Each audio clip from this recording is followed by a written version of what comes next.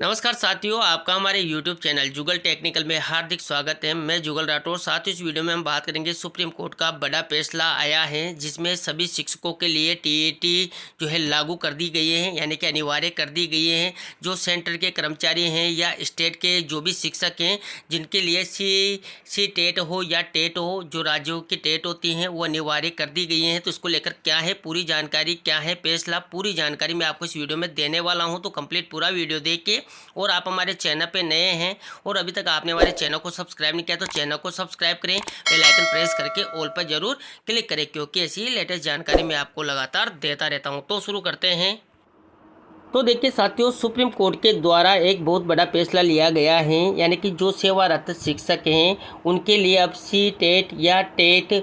पास करना अनिवार्य होगा। उसके बिना वो नौकरी में नहीं रह सकते। सुप्रीम कोर्ट का ये जजमेंट आया है, जिसमें बताया गया है कि जो सेवारत शिक्षक हैं उनको जो सेंटर की नौकरी है उनके लिए सी टेट यानी कि टीचर एलिजिबिलिटी टेस्ट, और अगर राज्यों की नौकरी की बात करें तो जो टीचर एलिजिबिलिटी टेस्ट होता है वो पास करना अनिवार्य होगा, वरना वो नौकरी में नहीं रह सकते, प्रमोशन वगैरह नहीं ले सकते। पूरा फैसला क्या है, किस प्रकार जजमेंट दिया है, जैसे कि आप देख सकते हैं कि ये जो सुप्रीम कोर्ट के द्वारा जो फैसला जारी किया गया है, काफ़ी जो लंबा ये फैसला है, देखिए लगभग 110 पेज है। और जो इसका मुख्य सार है वो क्या है, तो मैं आपको बता देता हूँ।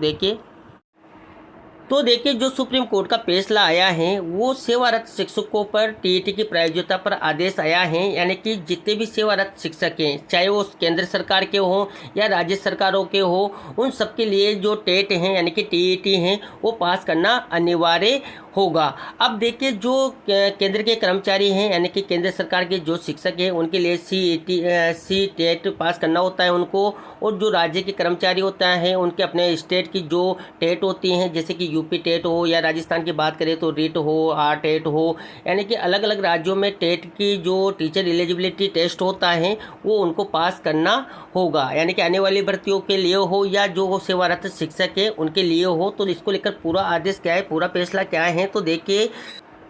देखिए जो आदेश हैं उसके तहत देखेंगे तो यहाँ पर जो उसका मुख्य सार है उसकी बात करें तो देखिए उपरोक्त विस्तृत चर्चाओं और उसी के आधार पर हमारा मानना है कि, यानी कि सुप्रीम कोर्ट का मानना है कि आरटीई अधिनियम के प्रावधानों का पालन सभी विद्यालयों द्वारा आरटीई अधिनियम की धारा 2N में परिभाषित अनुसार किया जाना चाहिए। यानी कि जो भी सभी विद्यालय हैं उनमें आरटीई अधिनियम की धारा 2N है, उनके अनुसार होना चाहिए, सिवाय उन विद्यालयों के, ध्यान दें पर, सिवाय उन विद्यालयों के जो अल्पसंख्यकों द्वारा स्थापित और प्रशासित हैं, चाहे वो धार्मिक हो या भाषाई हो। यानी कि जो अभी इस फैसले में अल्पसंख्यकों के द्वारा जो विद्यालय स्थापित हैं उनके लिए अभी निर्णय नहीं है, जब तक कि संदर्भ पर निर्णय नहीं हो जाता, यानी कि उनके संदर्भ में निर्णय होना बाकी है। और धारा 7 के तहत ऊपर दिए गए प्रश्नों के उत्तरों के अधीन तार्किक रूप से ये अनुसरण करेगा, यानी कि ऊपर जो काफ़ी सारे क्वेश्चन थे, यानी कि जो जजमेंट है वो काफ़ी लंबा चौड़ा है, तो उसके अधीन अनुसरण करेगा।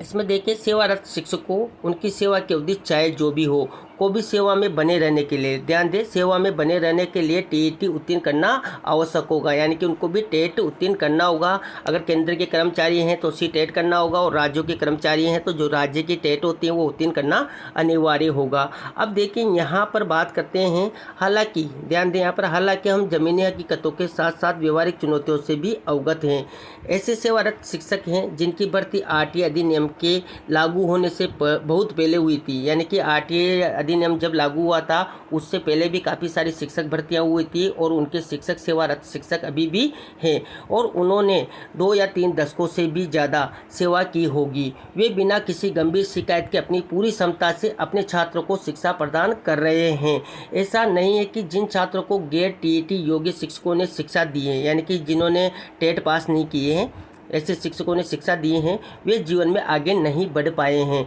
ऐसे शिक्षकों को इस आधार पर सेवा से हटाना कि उन्होंने टीईटी उत्तीर्ण नहीं की है थोड़ा कठोर प्रतीत होगा। हालांकि हम इस स्थापित कानूनी स्थिति से अवगत हैं कि किसी कानून के संचालन को कभी भी बुराई नहीं माना जा सकता। इसके बाद देखिए जो आगे जजमेंट में कहा गया है, उनकी इस दुर्दशा को ध्यान में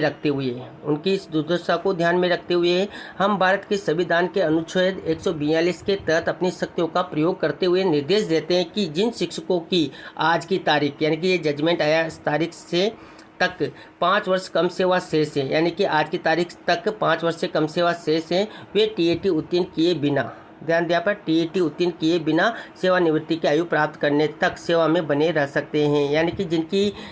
सेवा में 5 वर्ष से कम सेवा का समय शेष है वो बिना टीएटी उत्तीर्ण किए बिना सेवानिवृत्ति तक अपनी जो है सेवा में बने रह सकते हैं। हालांकि यहाँ पर बताया गया है कि हम ये स्पष्ट करते हैं कि यदि ऐसा कोई शिक्षक जिसकी सेवा अवधि 5 वर्ष से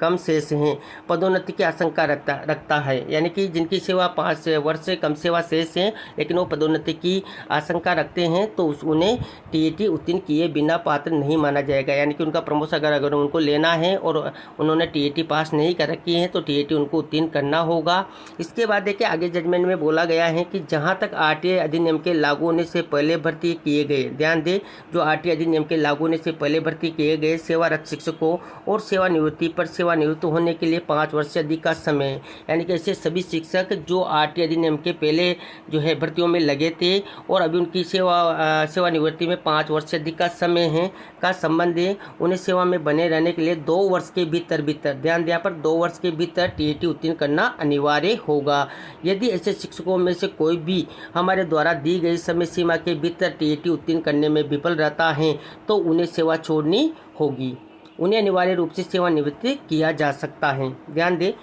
तो ये काफ़ी इम्पोर्टेंट जजमेंट है, यानी कि जिन शिक्षकों के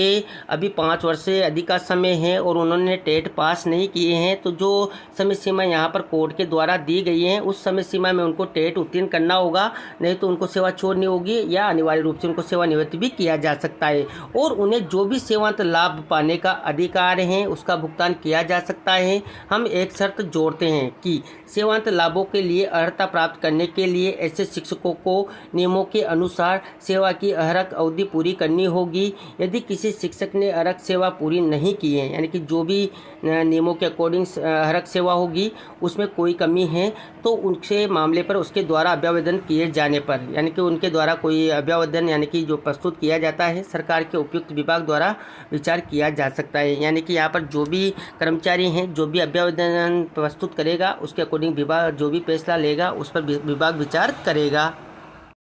इसके बाद देखिए जो आगे फैसले में कहा गया है वो काफ़ी इंपॉर्टेंट है। देखिए हमने जो ऊपर कहा है उसके अधीन रहते हुए ये दोहराया जाता है कि नियुक्ति के इच्छुक, यानी कि जितनी भी आगे भर्तियाँ होगी, केंद्र सरकार की शिक्षकों की भर्तियाँ हो या राज्य सरकार की जो भी शिक्षकों की भर्तियाँ हो, नियुक्ति के इच्छुक जो भी हैं और पदोन्नति द्वारा नियुक्ति के इच्छुक, यानी कि जो पदोन्नति प्रमोशन लेना चाहते हैं नियुक्ति के इच्छुक है सेवारत शिक्षकों को हालांकि टीएटी उत्तीर्ण करना होगा, यानी कि उनको भी टीएटी उत्तीर्ण करना होगा, अन्यथा उन्हें अपनी उम्मीदवारी पर विचार करने का कोई अधिकार नहीं होगा, ये भी कहा गया है। इसके बाद देखिए आक्षेपित निर्णयों और आदेशों में उपयुक्त संशोधन के साथ गैर अल्पसंख्यक विद्यालयों, यानी कि जो अल्पसंख्यक विद्यालय हैं मैंने जैसा शुरू में आपको बता दिया है उनके लिए फैसला आना भी बाकी है, तो गैर अल्पसंख्यक विद्यालयों के सेवारत शिक्षकों से संबंधित सभी अपीलें उपयुक्त शर्तों पर निपटाई जाती है। यानी कि इस प्रकार जितनी भी जो यहाँ पर अपीलें थी उन सभी का निपटारा यहाँ पर कर दिया गया है। संक्षेप में मैं आपको और बता देता हूँ। देखिए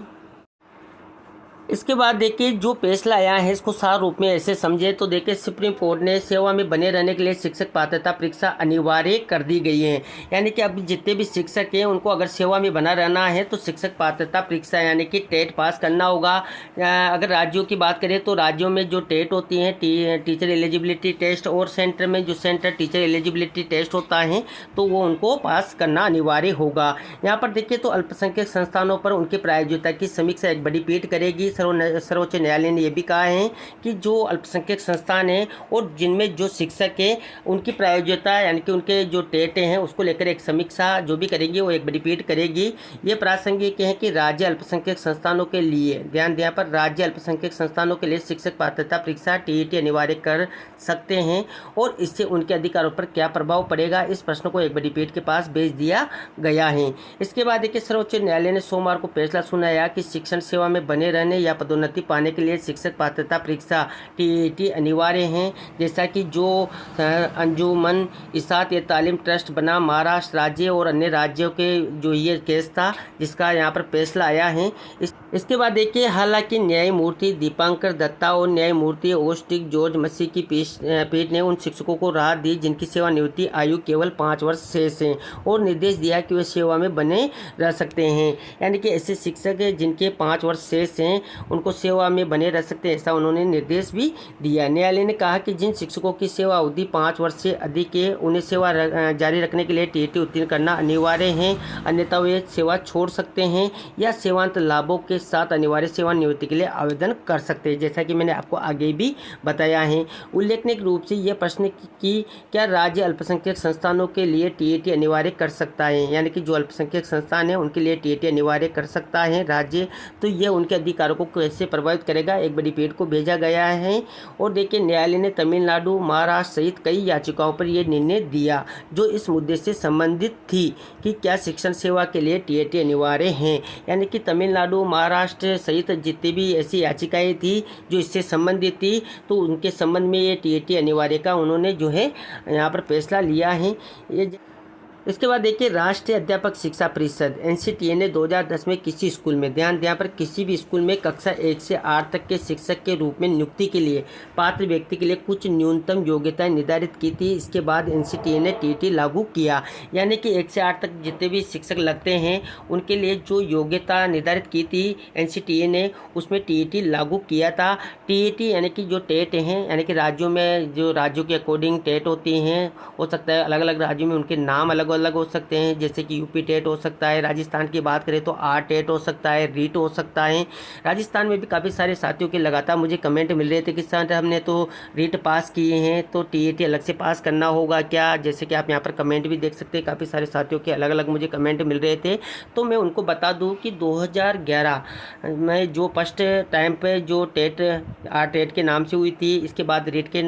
के अकॉर्डिंग हुई, यानी कि काफ़ी अलग अलग समय पर अलग अलग नामों से यहाँ पर जो टीचर एलिजिबिलिटी टेस्ट था वो लागू किया गया था। तो उनको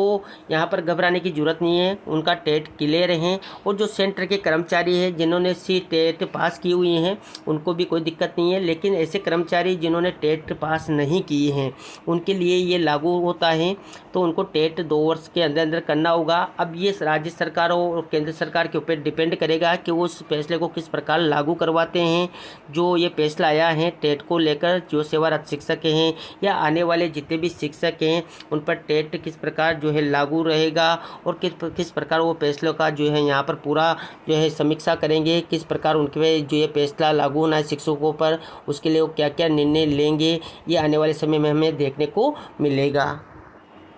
तो ये थी साथियों यहाँ पर सुप्रीम कोर्ट का जो बड़ा फैसला आया है टीचर एलिजिबिलिटी टेस्ट को लेकर, जो टेट को लेकर, टीईटी को लेकर, जो सेवारत शिक्षक हो या आने वाले जितनी भी शिक्षक भर्तियाँ होगी उनमें टेट का क्या प्रभाव रहेगा, किस प्रकार जो है उनके लिए टेट अनिवार्य रहेगी, इसको लेकर पूरी जानकारी सारांश के रूप में मैंने आपको इस वीडियो में देने का प्रयास किया। आपको हमारी जानकारी कैसी लगी, जानकारी अच्छी लगी तो लाइक करें, शेयर करें, और अभी तक आपने हमारे चैनल को सब्सक्राइब नहीं किया तो चैनल को सब्सक्राइब करें, बेल आइकन प्रेस करके ऑल पर जरूर क्लिक करें, क्योंकि ऐसी ही लेटेस्ट जानकारी मैं आपको लगातार देता रहता हूं। धन्यवाद साथियों, फिर मिलते हैं नई वीडियो में नई जानकारी के साथ, तब तक के लिए जय हिंद।